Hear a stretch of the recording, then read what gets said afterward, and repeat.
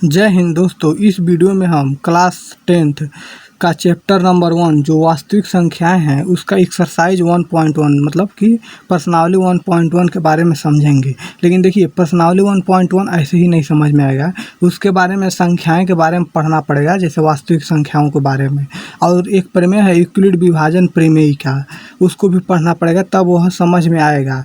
वैसे तो संख्याओं के बारे में क्लास 9th में पढ़ा दिया गया है, लेकिन हमको पता है आप लोग अभी तक भूल गए होंगे। तो चलिए हम फिर दोबारा बता देते हैं संख्याएं के बारे में। उसके बाद से यूक्लिड विभाजन प्रमेय का बताएंगे और उसके बाद से एक्सरसाइज 1.1 पर आएंगे। तो चलिए स्टार्ट करते हैं। देखिए, सबसे पहले आते हैं संख्याएं। संख्याएं दो प्रकार की होती है। एक होती है वास्तविक संख्याएं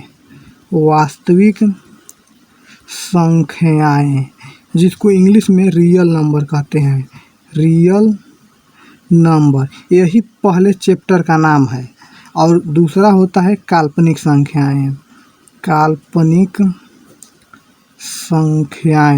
जिसके बारे में नहीं पढ़ना है, इसको क्लास 11 बारे में पढ़ना रहेगा। तो देख चलिए अब हम समझते हैं वास्तविक संख्याओं के बारे में। ये भी 5 प्रकार की होती है, ये भी कई प्रकार की होती हैं, 5 नहीं। चलिए इसमें होता है 5 प्रकार के बारे में हम लोग जानेंगे। इसमें होता है पहला प्राकृतिक संख्याएं, इसको इंग्लिश में नेचुरल नंबर कहते हैं और इसको n से प्रदर्शित करते हैं। दूसरा होता है पूर्ण संख्याएं, इसको इंग्लिश में होल नंबर कहते हैं और इसे W से प्रदर्शित करते हैं। तीसरा होता है पूर्णांक। चौथा होता है परिमेय संख्याएं, यही चैप्टर में यह विशेष रूप से पढ़ना है। और पांचवा है अपरिमेय संख्याएं,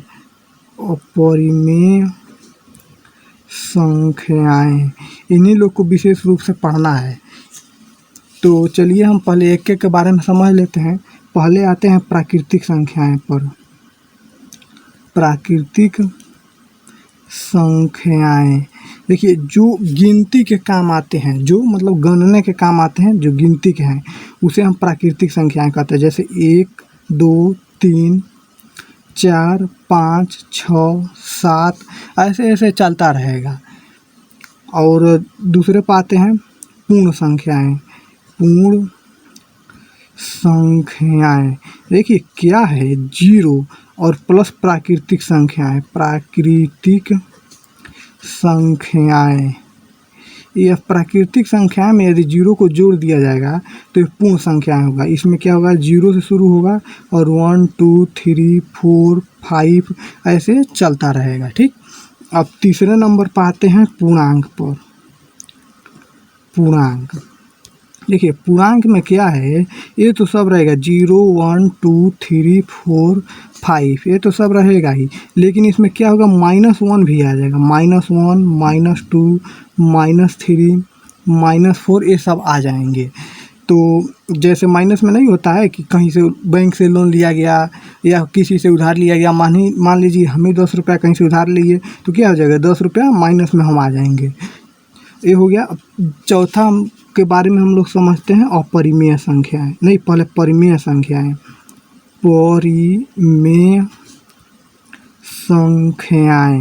देखिए परिमेय संख्याएं क्या है, ये P/Q का रूप में होता है और जहाँ Q 0 न हो, अभी हम बताते हैं P/Q है। और जो HCF है, हाईएस्ट कॉमन फैक्टर, लघुत्तम नहीं महत्तम समापवर्तक P और Q का है, वो हमेशा 1 आना चाहिए, तब यह परिमेय संख्याएं होगा। और ये भी पूर्णांक होना चाहिए, P/Q पूर्णांक होना चाहिए, दोनों ही पूर्णांक होना चाहिए, तब यह परिमेय संख्या होगा। जैसे कि मान लीजिए 0 परिमेय संख्या है, बिल्कुल है भाई, क्योंकि 0/1 तो लिख ही सकते हैं जिसका मान 0 होगा। यह भी पूर्णांक है, ये भी पूर्णांक है, और इसका HCF 1 हो जाएगा। और उसके बाद से 1/0 ये नहीं होगा। क्यों नहीं होगा, क्योंकि नीचे 0 नहीं होना चाहिए, तो नीचे 0 चलिए नहीं होगा। 1/2 ये तो बिल्कुल ही होगा, ऊपर भी पूर्णांक नीचे भी पूर्णांक, और इन दोनों का HCF 1 आ ही जाएगा। और उसके बाद से 5/10 होगा कि नहीं होगा, ऊपर भी पूर्णांक है नीचे भी पूर्णांक है, लेकिन नहीं होगा क्योंकि इसका HCF 1 नहीं आएगा, जबकि 1/2 होगा क्योंकि इसका HCF 1 आ जाएगा। लेकिन यही बात यही भी लिखा है, लेकिन यह होगा और यह नहीं होगा क्योंकि इसको यदि छोटे रूप में किया जाएगा 1 और 2, यही 1/2 हो जाएगा। तो 1/2 होगा परिमेय संख्या, लेकिन 5/10 नहीं होगा। देखिए अब हम लोग समझते हैं अपरिमेय संख्याएं के बारे में। तो देखिए अपरिमेय संख्याएं क्या होगा, अपरिमेय संख्याएं, जो परिमेय संख्या नहीं होगा वही अपरिमेय संख्याएं होगी। तो देखिए क्या है, विभाज्य संख्याएं। यदि हम लोग क्या करेंगे, विभाज्य संख्याओं का अंडर रूट कर देंगे, मतलब वर्गमूल कर देंगे, तो यह हो जाएगा अपरिमेय संख्याएं। जैसे देखिए इसका हम एग्जांपल आपको बता देते हैं, जैसे कि √2, ये क्या हो जाएगा, अपरिमेय संख्या हो जाएगा क्योंकि 2 विभाज्य संख्या है। √3 ये भी अपरिमेय संख्या हो जाएगा। √4 नहीं होगा, क्यों नहीं होगा, क्योंकि यह भाज्य संख्याएं है तो इस नहीं होगा। √5 ये भी होगा। √6 नहीं होगा, √7 हो जाएगा, इसी तरह चलते रहेगा यह। अब देखिए अब हम लोग समझते हैं यूक्लिड विभाजक प्रमेय का। देखिए अब हम लोग समझते हैं यूक्लिड विभाजन प्रमेय का। देखिए क्या है, यदि हम लोग 2 संख्याएं लेते हैं, जैसे मान लीजिए एक ले लिए a और एक ले लिए b। यदि a बड़ा है b से तो हम लोग a को क्या लिख सकते हैं, a = b और इंटू q और प्लस r। ये सब आया कहाँ से, तो देखिए हम लोग पढ़े हैं विभाज्य बराबर क्या पढ़े हैं, विभाज्य = भाजक गुणे भागफल, ठीक। और उसके बाद से प्लस में शेषफल। तो यह कुछ नहीं है, यह है विभाज्य है और यह भाजक है और q भागफल है और यहाँ r शेषफल है।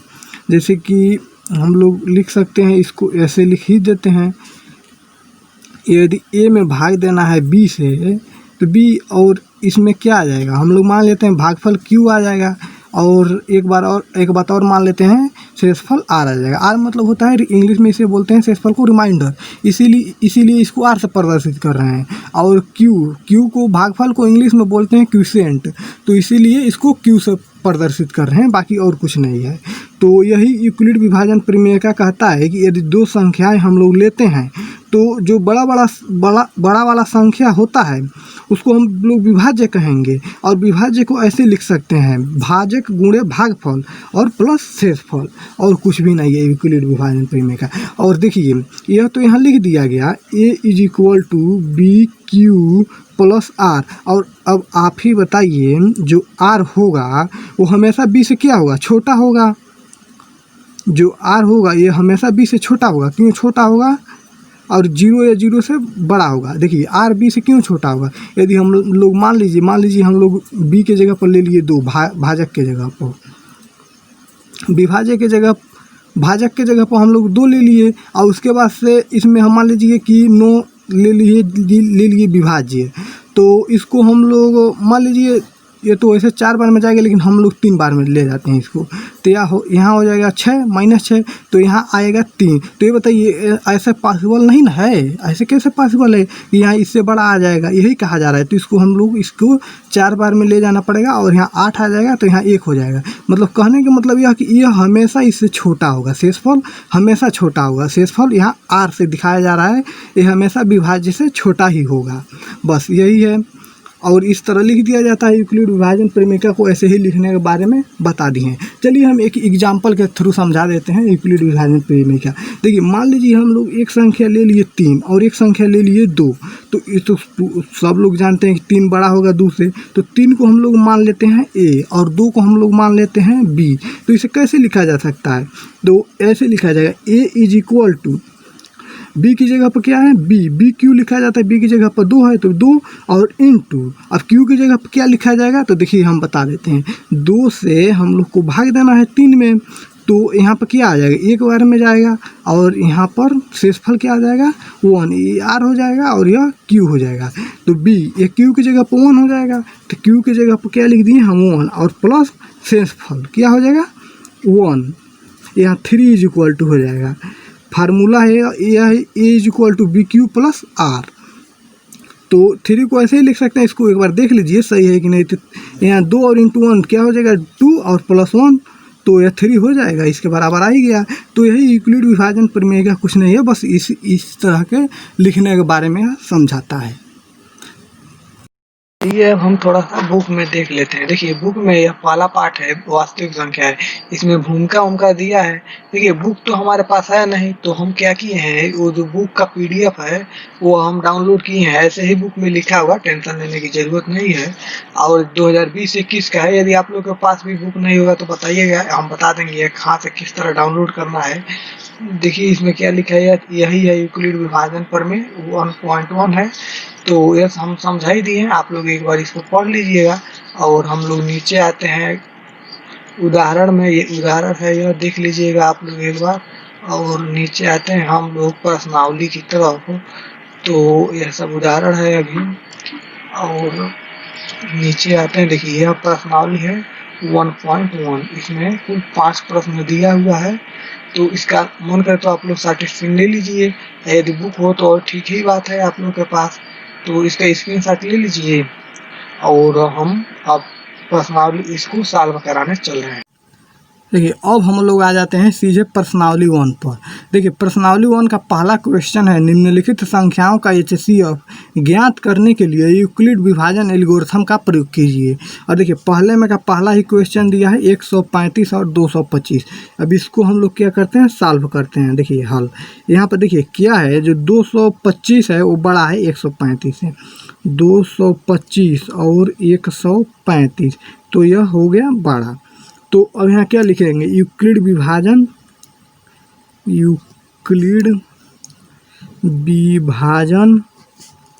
प्रमेय से। देखिए एक बार हम लिख रहे हैं यूक्लिड विभाजन प्रमेय, थोड़ा सा ऊपर कर रहे हैं, एक बार लिख रहे हैं यूक्लिड विभाजन प्रमेय। अब इसके बारे में हम बार बार नहीं लिखेंगे।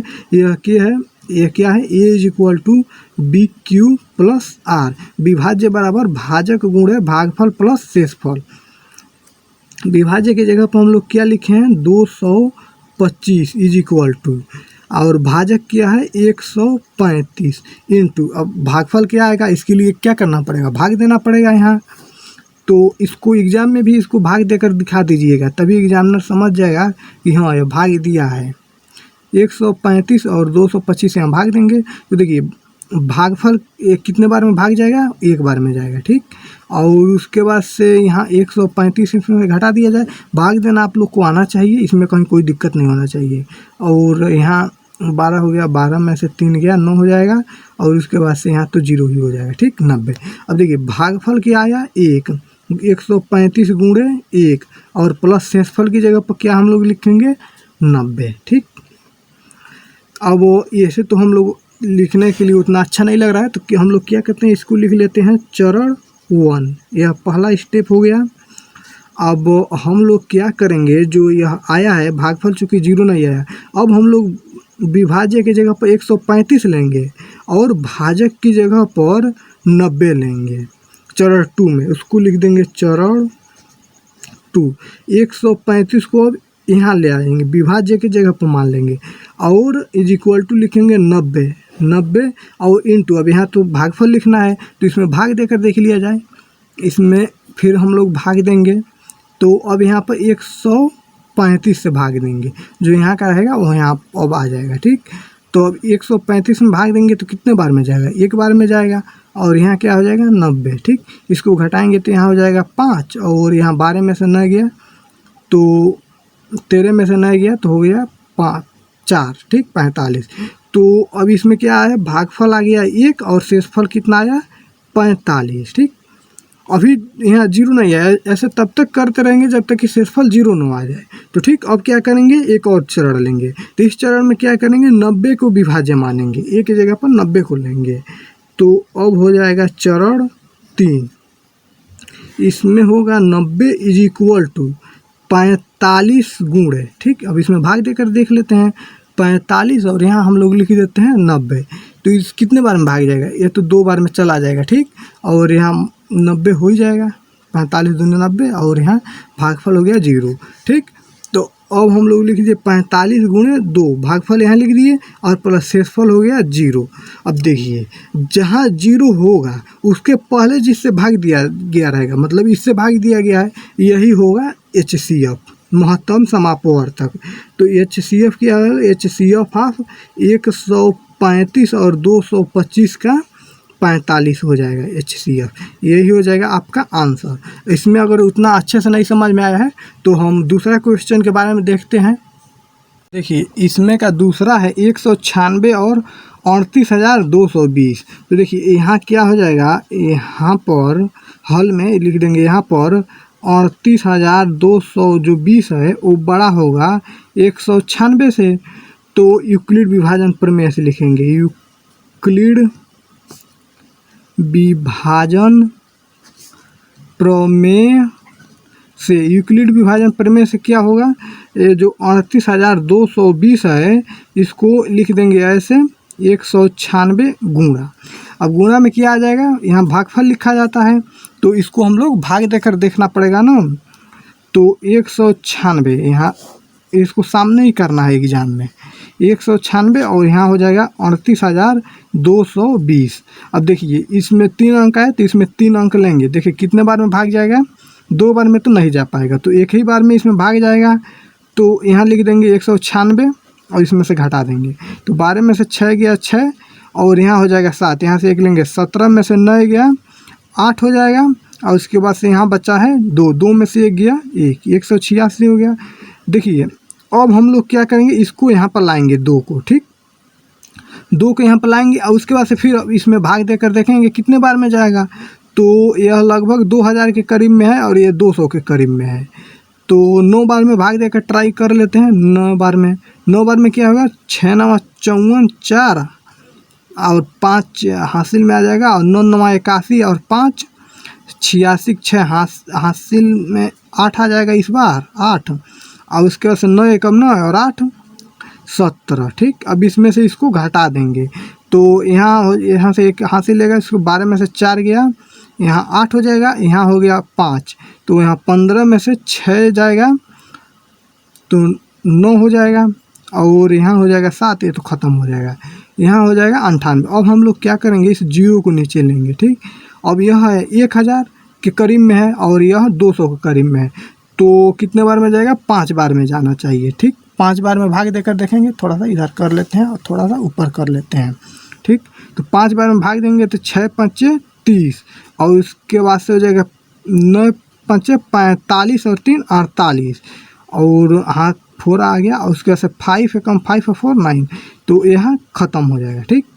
तो इसको हम लोग लिख देंगे विभाज्य बराबर भाजक गुणे भागफल कितना आया है 195 और प्लस यहाँ शेषफल लिखा जाता है 0। ये तो एक ही बार में कट गया, तो इसका HCF क्या हो जाएगा, HCF जब 0 जो आता है उसके पहले वाला जो रहता है वही HCF होता है। तो ये तो एक ही बार में कट गया, तो 196 ही इसका HCF हो जाएगा। तो HCF ऑफ 196 और 38,220 का जो HCF है वह हो जाएगा 196 ही हो जाएगा, ठीक।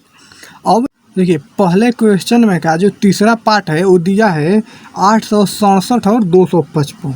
तो देखिए अब इसमें क्या किया जाएगा, यहाँ लिख दिया जाएगा, यहाँ पर जो 255 है और 867 है, तो इसमें कौन बड़ा है, 867 है। तो यहाँ लिख दिया जाए यूक्लिड विभाजन प्रमेय से। यहाँ यूक्लिड विभाजन प्रमेय से क्या हो जाएगा, 867 इज इक्वल टू 255 गुणे। अब देखिए अब यहाँ तो भाग देकर देखना पड़ेगा ना कितना बार में जा रहा है, तो 255 से भाग दे देंगे 867 में। तो देखिए कितने बार में जाएगा, यह है 250 के करीब में है और यह 850 के करीब में है। तो यह जाना चाहिए, 3 बार में ट्राई करके देख लेते हैं। 5 3 15 और एक आगे यहाँ से ना, फिर 5 3 15 1 16 हो जाएगा, फिर एक हाथ में आएगा और 3 दूनी 6 और 1 7, ठीक। इसको घटा कर देख लेंगे, 7 में से 5 गया 2 और 6 में से 6 गया 0 हो जाएगा और 8 में से 7 गया 1 हो जाएगा। तो यहाँ पर क्या होगा, 3 बार में गया। एक बात यहाँ ये भी देखना पड़ेगा, यह न बड़ा आ जाए, यह बड़ा आ जाएगा तो फिर एक यहाँ बढ़ाना पड़ेगा, क्योंकि यह तो शुरू में ही बताया गया है कि जो यहाँ r का मान है वो इससे कभी भी छोटा होना चाहिए, ठीक। तो देखिए इस यहाँ तो फिर देखते हैं 3 बार में गया और प्लस शेषफल हो गया 102, ठीक। अब ये तो मान लीजिए 0 तो आया नहीं, तो अब हम लोग क्या करते हैं, इसको लिख लेते हैं चरण 1, ठीक। अब चरण 2 को लेंगे। चरण 2 में क्या करेंगे, 102 को भाजक मान लेंगे, ठीक, और 255 को विभाज्य मान लेंगे। जो 255 है वो यहाँ पर आ जाएगा। तो यहाँ पर लिख लेते हैं पहले हम चरण 2। चरण 2 में क्या करेंगे, 200 जो 55 है जो यहाँ रहता है वही यहाँ आता है इज इक्वल टू, और जो भाजक है 102 को यहाँ लिख देंगे, अगुण है भागफल को यहाँ लिखना रहता है। तो भाग देने के बाद ना मालूम चलेगा कि क्या भागफल आ रहा है। तो देखिए यह 100 है और यह 250 के करीब में है और यह 100 के करीब में है, तो ये तो स्पष्ट दिख रहा है कि 2 बार में ही भाग जाएगा, इसमें तो कोई कन्फ्यूजन ही नहीं है। तो 2 बार में भाग देंगे तो 2 2 4 हो जाएगा और एक 0 तो यहाँ रहेगा और एक 2, ठीक। अब इसमें से इसको घटा देंगे, 1 हो जाएगा और 5 में से 5 गया, 5 में से 0 गया तो 5 ही हो जाएगा, ठीक। यहाँ हो गया 51। तो अब हम लोग पहले इसको लिख लेते हैं, भागफल को यहाँ लिख लिए 102 गुणे 2 और प्लस 51 को लिख लिए यहाँ। अब देखिए अब हम लोग क्या करेंगे, इसको भाजक मानेंगे और इसको विभाज्य मानेंगे। ऐसा तब तक करेंगे कि जब तक 0 ना हो जाए। तो अब हम लोग आ जाते हैं चरण 3 में। इसको मान लिए विभाज्य 102 इज इक्वल टू 51 गुण है। अब 51 से भाग देते हैं 102 में, 102 में, ठीक। तो ये तो सीधा ही दिख रहा है कि 2 बार में जाएगा, 102 हो जाएगा, ठीक, यहाँ 0 हो जाएगा, ठीक। उसके बाद से यहाँ तो 51 गुण है, 2 लिख देंगे, भागफल यहाँ लिखा जाता है और प्लस शेषफल हो गया 0। अब देखिए जहाँ 0 हुआ या तो उसके ऊपर वाला को ही मान लीजिए जो हमारा HCF है वो, या तो यहाँ से भी देख लेना, मालूम चल जाएगा कि जो लास्ट बार जिससे कट के 0 होता है वही हम लोग का HCF होता है, ठीक। तो इन दोनों का HCF कितना हो जाएगा, HCF ऑफ 255 और 867 का जो HCF हो जाएगा वो हो जाएगा 51। अब हम लोग समझ, ये तो तीनों क्वेश्चन इंपॉर्टेंट था, इसको एक बार प्रैक्टिस कर लीजिएगा। अब हम लोग चलते हैं क्वेश्चन 2 की तरफ। देखिए क्वेश्चन नंबर 2 कह रहा है कि दर्शाइए कि कोई भी धनात्मक विषम पूर्णांक 6 क्यूब प्लस 1, 6 क्यूब प्लस 3 या 6 क्यूब प्लस 5 के रूप का होता है जहां क्यू कोई पूर्णांक है। तो देखिए अब आप ही लोग बताइए, 6 cube plus 1, 6 cube plus 3, 6 cube plus 5, यह a is equal to b cube plus r के रूप का दिख रहा है। तो देखिए अब हम लोग मान लेते हैं, यही को मान लेते हैं, ए को मान लेते हैं, माना ए कोई विषम धनात्मक पूर्णांक है, कोई एक विषम धनात्मक पूर्णांक है। इसका मतलब अर्थात देखिए b की जगह पर तो 6 है, b इक्वल टू तो 6, इसमें तो कुछ देखना ही नहीं है, b की जगह पर वैसे ही 6 होगा। इसका मतलब ये हो गया कि जो शेषफल होगा, शेषफल 6 से कम होगा, 6 से कम होगा। ये बात तो हम यूक्लिड विभाजन प्रमेयिका में ही बताए हैं कि जो शेषफल होगा वो हमेशा b से जो विभाज्य है उससे कम ही होगा, उससे ज़्यादा नहीं होना चाहिए, ठीक। अर्थात इसका मतलब क्या होगा, अर्थात r इज इक्वल टू जो शेषफल है या तो 0 होगा, या तो 1 होगा, या तो 2 होगा, या तो 3 होगा, या तो 4 होगा, या तो 5 होगा, 6 तो नहीं होगा, ठीक। अब देखिए अब यही मेन काम है, मेन काम हो गया। अब यहाँ यूक्लिड विभाजन प्रमेय लगा देते हैं। यूक्लिड विभाजन प्रमेय से, यूक्लिड विभाजन प्रमेय से क्या है, ये तो फार्मूला ही लिख देना है, a is equal to B Q plus r. देखिए अब इसमें आएगा 6 केस। पहला केस फर्स्ट, जब r इज इक्वल टू 0, जब r की वैल्यू 0 रख लेते हैं तो a का मान क्या हो जाएगा, a is equal to b into, b की जगह तो 6 है, 6 इंटू और q, प्लस और आर की जगह पर 0 है तो 0 हो जाएगा, मतलब कि ए इज इक्वल टू बी 6 अब ये बताइए किसी भी सम संख्या में अगर सम संख्या से गुणा किया जाएगा तो सम ही होगा। जैसे देख लीजिए एग्जाम्पल में 6 में अगर 1 से गुणा करेंगे तो 6 आएगा, यह भी सम ही हो जाएगा। 6 में 2 से गुणा करेंगे तो 12 आ जाएगा, ये भी सम हो जाएगा। यदि 6 में 3 से गुणा करेंगे तो 18 आ जाएगा, ये भी सम ही हो जाएगा, मतलब कि यह सम हो जाएगा। कहने का मतलब यह है कि सम संख्या हो गया। अब देखिए, अब आते हैं केस 2 में। केस 2 जब r इज इक्वल टू 1 तो a इज इक्वल टू क्या हो जाएगा 6 क्यूब प्लस r की जगह पर यहाँ पर क्या रख दिए 1। तो अब बताइए यहाँ जो 6 क्यूब प्लस 1 है यह तो सम है। अब इसमें विषम जोड़ना है तो विषम जोड़ेंगे तो क्या हो जाएगा, जैसे मान लीजिए 6 है, इसमें 1 जोड़ दिए तो सम में विषम जोड़ दिए तो क्या हो जाएगा, विषम संख्या हो जाएगा। इसी तरह इसमें 12 में सम है, इसमें 1 जोड़ दिए तो क्या हो जाएगा, ये भी विषम हो जाएगा। तो देखिए किसी भी सम संख्या में विषम संख्या जोड़ देंगे तो ये क्या हो जाएगा, विषम हो जाएगा, विषम। ठीक, अब आ जाते हैं केस 3 पर। केस 3 जब r इज इक्वल टू 2 ले लेंगे तो a इज इक्वल टू क्या हो जाएगा 6 क्यूब प्लस 2। अब देखिए यह सम है, अब इसमें सम संख्या जोड़ेंगे तो क्या हो जाएगा, ये भी सम हो जाएगा। ठीक, अब आ जाते हैं केस 3 पर। जब r इक्वल टू 3 तो a इज इक्वल टू क्या हो जाएगा 6 क्यूब प्लस 3। अब बताइए यह सम संख्या है, यह विषम है, तो सम संख्या में विषम संख्या जोड़ेंगे तो क्या हो जाएगा, ये भी विषम संख्या हो जाएगा। अब आ जाते हैं केस 4 पर। केस 4 जब r इज इक्वल टू 4 तो a की वैल्यू क्या हो जाएगा 6 क्यूब प्लस 4। अब देखिए यह सम है और इसमें भी सम जोड़ना है तो क्या हो जाएगा, सम संख्या हो जाएगा। अब आ जाते हैं केस 5 पर। केस 6 है, r इज इक्वल टू 5 तो देखिए क्या हो जाएगा, a is equal to 6 cube plus 5। तो इसमें यदि विषम संख्या सम संख्या है, इसमें विषम जोड़ेंगे तो क्या हो जाएगा, विषम संख्या। देखिए अब यह है केस 5 से यह है, और केस 3 से यह है, और केस 1 से यह है। यही नहीं दिया है 6 क्यूब प्लस 1, 6 क्यूब प्लस 3 और 6 क्यूब प्लस 5। इसी को प्रूफ करना है कि धनात्मक विषम पूर्णांक है। तो यहाँ देखिए जो क्वेश्चन में लिखा है उसी को यहाँ लिख दिया जाता है कि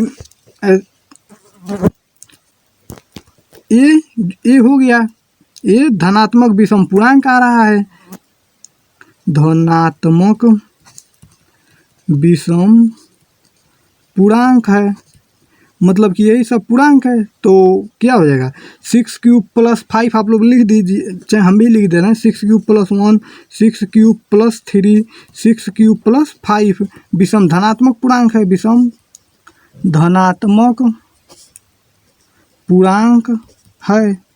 बस यही आंसर हो जाएगा, प्रूफ हो जाएगा, आंसर नहीं प्रूफ। देखिए क्वेश्चन नंबर 3 है, किसी परेड में 616 सदस्यों वाली एक सेना आर्मी की टुकड़ी को 32 सदस्यों वाली एक आर्मी बैंड के पीछे मार्च करना है। दोनों समूहों को समान संख्या वाले स्तंभों में मार्च करना है। ठीक, उन स्तंभों की अधिकतम संख्या देखिए, यही मेन बात है, अधिकतम संख्या क्या है जिसमें वो मार्च कर सकते हैं। तो जहाँ अधिकतम बोल दिया वहाँ क्या लगेगा, HCF लगेगा। तो देखिए इसके हल में आते हैं, प्रश्न के अनुसार पहले देखते हैं। प्रश्न के अनुसार क्या है, इसका HCF निकाल देना है। HCF 616 का और 32 का जो HCF होगा वही इसका आंसर हो जाएगा। उतना ही स्तंभ मर्च करेंगे यह लोग। देखिए वैसे तो यूक्लिड विभाजन का यहाँ बोला नहीं है कि यूक्लिड विभाजन से ही HCF निकालिए, लेकिन हम लोग ये यूक्लिड विभाजन से ही निकालते हैं। यूक्लिड विभाजन प्रमेय से देखिए यहाँ HCF कैसे आया, देखिए अधिकतम बोला है तो अधिकतम जहाँ बोलेगा तो HCF निकालना है, महत्तम समापवर्तक।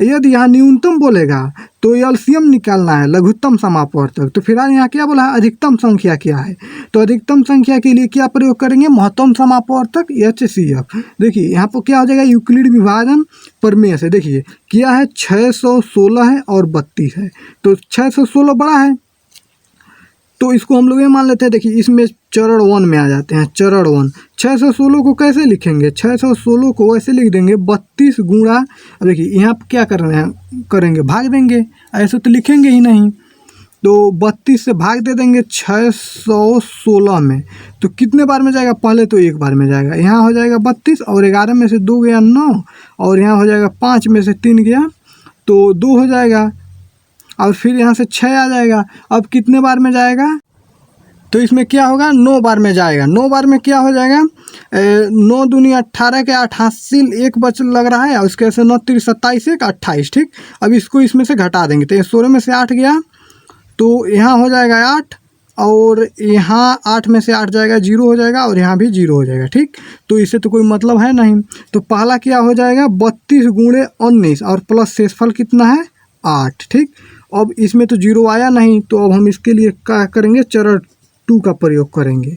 तो चरण 2 में क्या लेंगे, 32 को ले लेंगे, 32 को ले लेंगे विभाजक की जगह पर इक्वल टू, यहाँ ले लेंगे भाजक के जगह पर 8 और गुणा, देखिए कितना आ रहा है, यहाँ 32 से गुणा करेंगे तो यह जाएगा 4 बार में, यहाँ हो जाएगा 32 8 से को 32 और यह कट जाएगा, यहाँ 0 हो जाएगा, तो 8 गुणे 4 प्लस 0।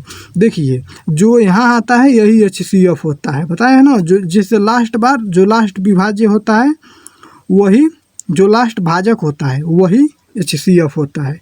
तो यहाँ से क्या हो जाएगा, HCF 616 और 32 का 8 होगा, मतलब कि टोटल कितना स्तंभ लगेगा, 8 स्तंभों में मर्ज करना पड़ेगा, यही आंसर हो जाएगा। क्वेश्चन नंबर 5 है, यूक्लिड विभाजन प्रमेयिका का प्रयोग करके दर्शाइए कि किसी भी धनात्मक पूर्णांक का वर्ग किसी पूर्णांक m के लिए 3m या 3m+1 के रूप का होता है। तो देखिए यहाँ कोई पूर्णांक है, इसको हल कर लेते हैं।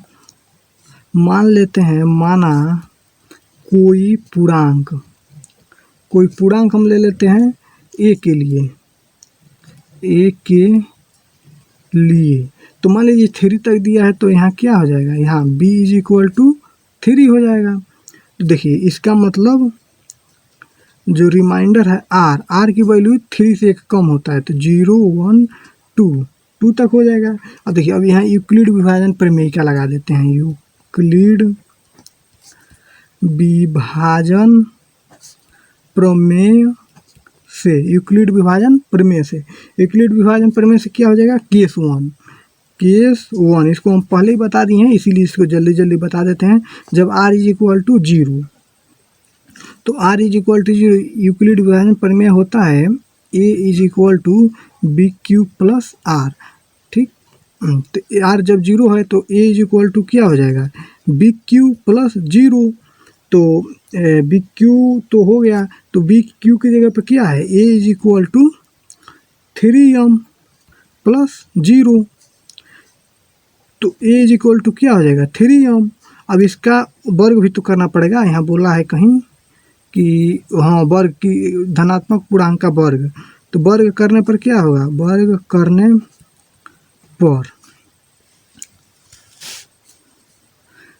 करने पर हो जाएगा a² = 3m², तो a² = 9m² = 3 कॉमन ले लेंगे तो क्या हो जाएगा 3m²। तो देखिए अब हम लोग क्या करते हैं, यहाँ मान लेते हैं m = 3m², तो क्या हो जाएगा 3m, इस टाइप का आ गया का रूप, इसी का रूप का बोला है, का रूप का आएगा तो इसके रूप का आ ही गया। अब देखिए केस 2 में क्या हो जाएगा, जब r = 1 होगा, जब r = 1 हो जाएगा तो यूक्लिड विभाजन प्रमेय से क्या हो जाएगा, a = 3m+1, ठीक। अब इसका वर्ग भी तो करना है,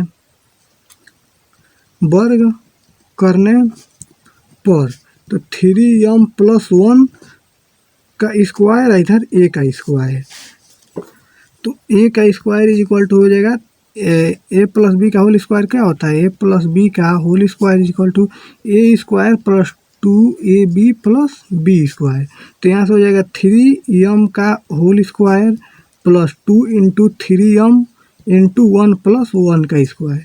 तो यहाँ से क्या हो जाएगा A square is equal to 9m square plus 3 दूनी 6m प्लस 1। अब देखिए यहाँ से क्या करते हैं हम लोग 3 को कॉमन ले लेते हैं।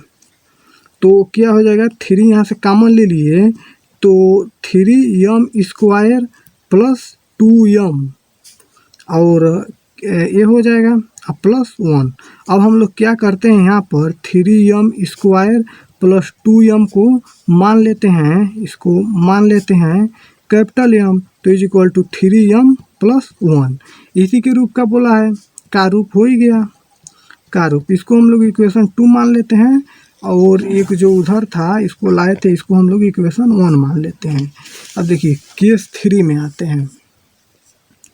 केस 3 जब r इज इक्वल टू 2 तो यूक्लिड विभाजन वाला से क्या हो जाएगा a is equal to 3m plus 2।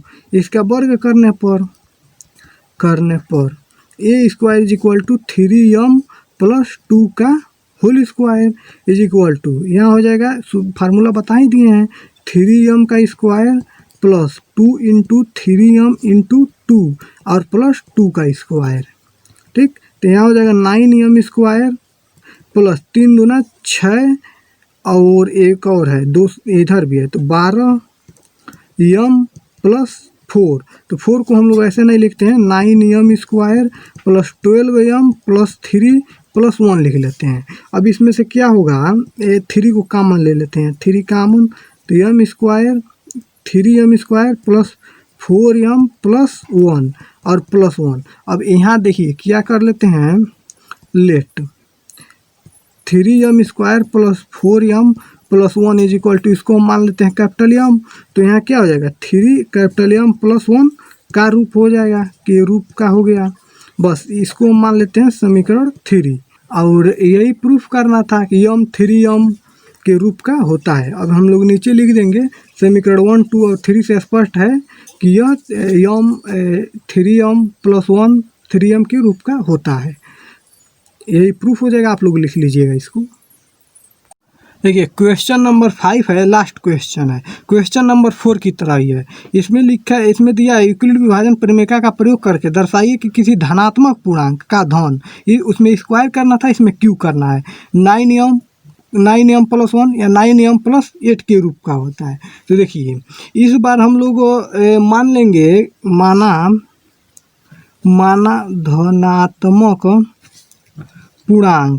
धनात्मक पूर्णांक तो ये मान लेंगे, इसमें तो कोई दिक्कत नहीं है। तो b इज इक्वल टू 3 होगा। देखिए इसमें हम बताते हैं क्यों 3 ले रहे हैं। यदि 9 लेंगे तो r की वैल्यू 1 से 8 तक होगा, तो भाई करते ही रह जाएंगे, बहुत लंबा हो जाएगा। और 3 इसका मल्टीपल भी है, 9 का मल्टीपल भी है, तो 2 कारण है जिसके लिए 3 ले लिया गया। एक तो ईजी रहेगा, आखिर इसके रूप का ही तो लाना है, तो रूप का तो आ ही जाएगा, इसके रूप का है, इसका मल्टीपल है, तो क्या ज़रूरत है नो लेने के लिए, बहुत लंबा हो जाएगा।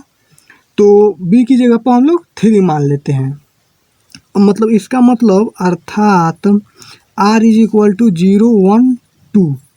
ठीक, अब यहाँ हम लोग क्या करते हैं, यूक्लिड विभाजन प्रमेय लगा देते हैं। यूक्लिड विभाजन प्रमेय से क्या हो जाएगा, a is equal to B Q plus R. ठीक, तो बी क्यू की जगह पर क्या है, a is equal to B Q की जगह पर 3 और m माना गया है, 9 तो लिया नहीं जाएगा, 3m और प्लस r।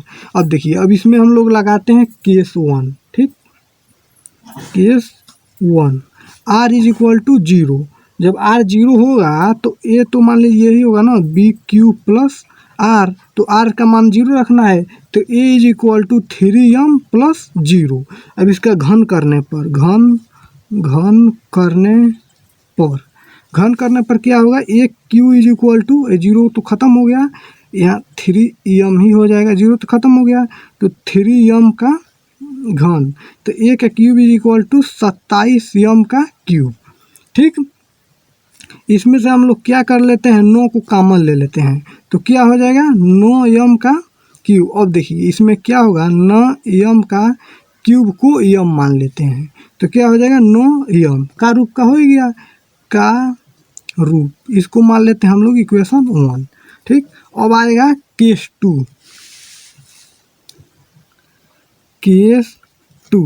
केस टू में क्या होगा, जब आर इज इक्वल टू 1, जब आर का वैल्यू 1 रखा जाएगा तो A is equal to 3m plus 1, इसका हो जाएगा क्यूब। तो अभी ये इतना रहेगा, यहाँ पर घन करने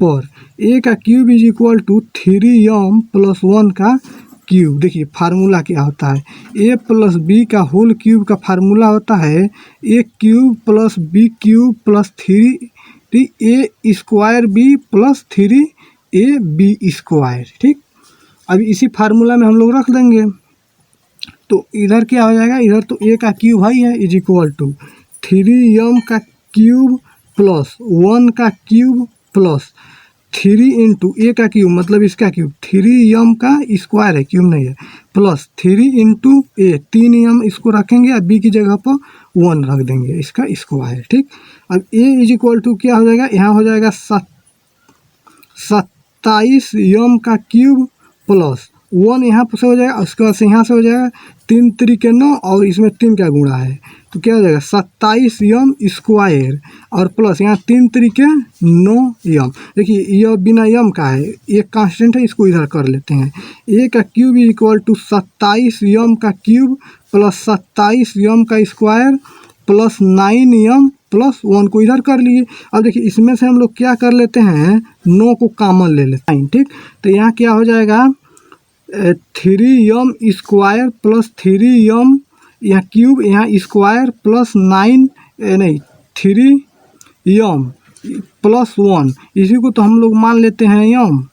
ठीक, तो क्या हो जाएगा ए क्यूब इज इक्वल टू 9 और कैपिटल एम प्लस 1 का रूप का हो गया, का रूप, इसको हम लोग मान लेते हैं इक्वेशन 2।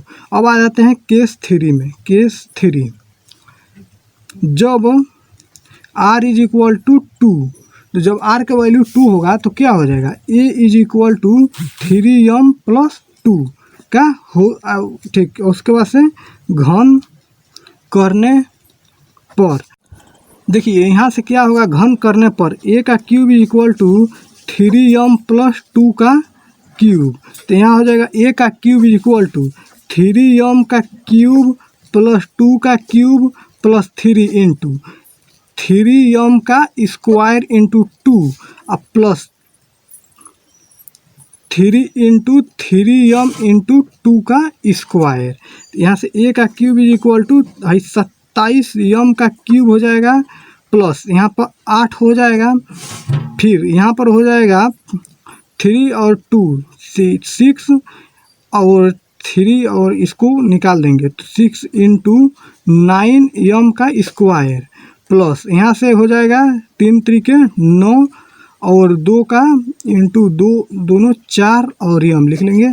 अब देखिए अभी इसको 8 को उधर कर देते हैं, a का cube is equal to 27m का क्यूब प्लस यहाँ से ऐसे ही लिख लेते हैं 6 into 9m square plus 9 into 4m plus 8, इसमें से क्या कर लेते हैं 9 को कॉमन ले लेते हैं तो यहाँ हो जाएगा 3m का क्यूब प्लस यहाँ से 9 कॉमन हो गया तो 6m स्क्वायर बच जाएगा प्लस यहाँ से 9 कॉमन हो गया तो 4m बच जाएगा और प्लस 8।